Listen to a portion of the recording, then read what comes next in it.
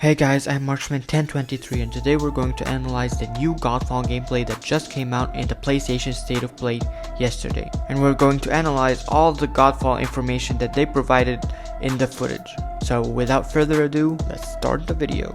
First off, let's talk about the huge room that they showed in the footage. It had all the Valor plates showcased in the same orientation as you would see in the Iron Man movie. It looks pretty cool and clean. Anyways, they also showed 3 new Valor plates that we have absolutely no information about. They just showed how they look, they didn't show their names, what their abilities are, they didn't show anything about them. Alright, so let's talk about the dual blades now. First off, it is the fastest weapon class in the game. It's faster than the warhammer, the spears, the longsword, and the greatsword. It has a very basic combo, which is 4 consecutive light attacks. Which, if the game is similar to God of War like they mentioned in all the past videos, it should be R1. So basically it's R1 4 times to do that combo. And then there's the heavy attack, which is called a spinning blade cyclone, which should be R2 if it's similar to God of War again. And it also has a special ability called Inner Focus, which simply just increases the damage of the dual blades. The second and last special ability that they showed for the dual blades is called Mortal Coil, which is basically the same thing as God of War's dual blade attack, where you throw your sword and you grab an enemy. Pretty simple. Now let's talk about the longsword. First off, it has less combos than the dual blades. It kind of depends less on the combos, if you know what I mean. You don't need to do as much combos as the dual blades. It also has the 4 light attack combo and you can add a finisher heavy attack at the end, which is like after you do the 4 R1s, you click on R2 at the end and it should do a stabbing attack with the sword.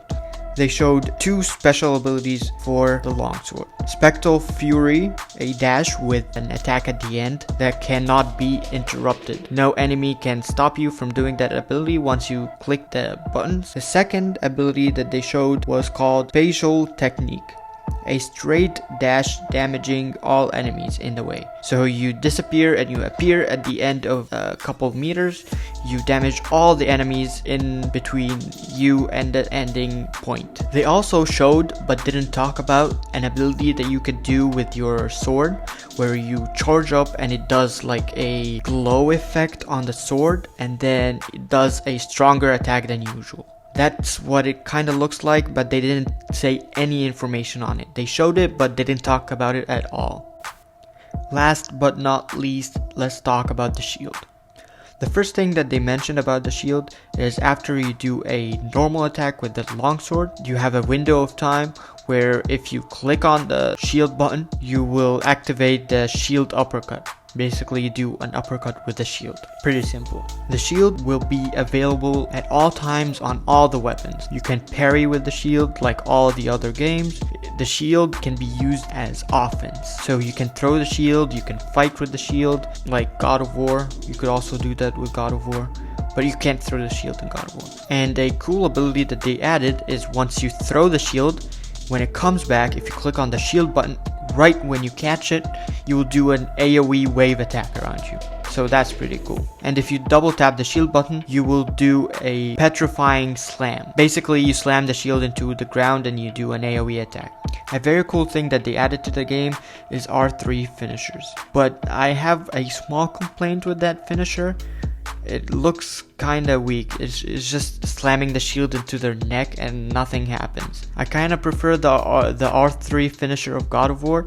If they could change it into something similar to it, that would be awesome. But that isn't a big deal. One other complaint I had with the game was the AI bots were kinda weak and they were kinda dumb. They weren't attacking at all. That could be easily fixed, but that kinda concerned me about the game. It's not a big deal though. They can change that easily, but I hope they do. More small information I wanted to talk about was they showed a small glimpse of the realm. They showed like a small screenshot of each realm. That's the only thing that we have about the differences between the realms. The differences between how they look, at least.